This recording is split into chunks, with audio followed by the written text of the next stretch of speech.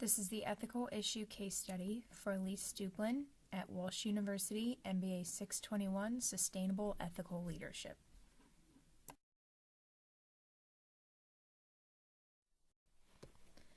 This ethical dilemma takes place at a company called Sophisticated Living Pottery.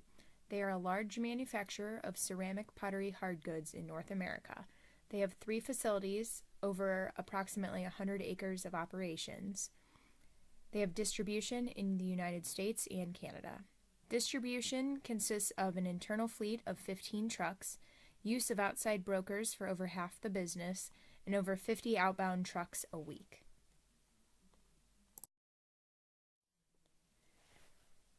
Bonnie Williams had been with the company for over 15 years, starting out when she was 20. She had held numerous positions within the company until she gradually worked her way up to the head of the transportation department. She efficiently ran the transportation department and had a great rapport with drivers and brokers, and her maximum education level was high school. She was demoted to dock shipping position after 15 years in the role.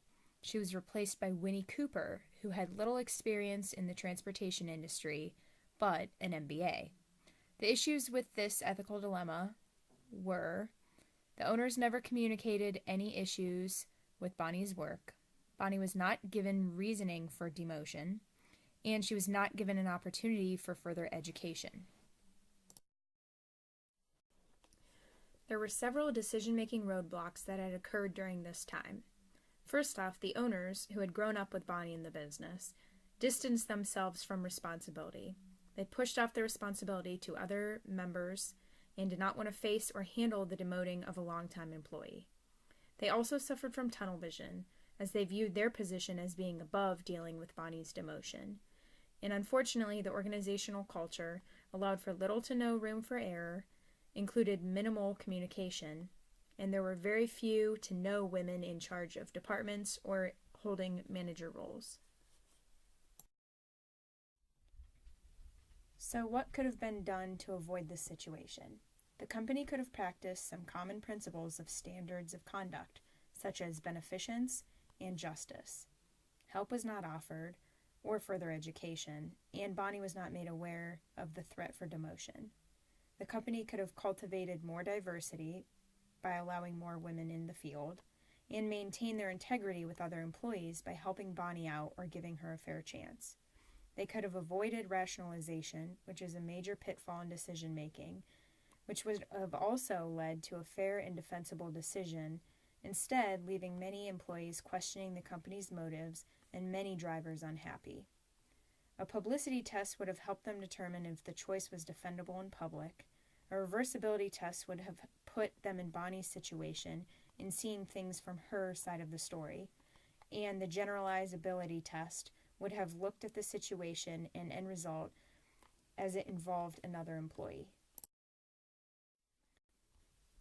In this situation, the leaders or owners of the company should have adapted situational leadership theory.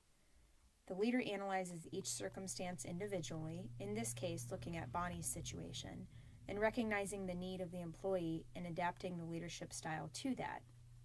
There are 4 core competencies of situational leadership: diagnose, which is understanding the circumstance; adapt, which is adjusting behavior based on that circumstance; communicate, which is interacting in a way that others understand; and advance, manage the movement or the change. Overall, a situational leader is one that understands their employees or subordinates. The owners could have communicated to Bonnie that they were not satisfied with her work and potentially offered to help her become further educated, instead of immediately demoting her, making her so unhappy that she eventually left the company.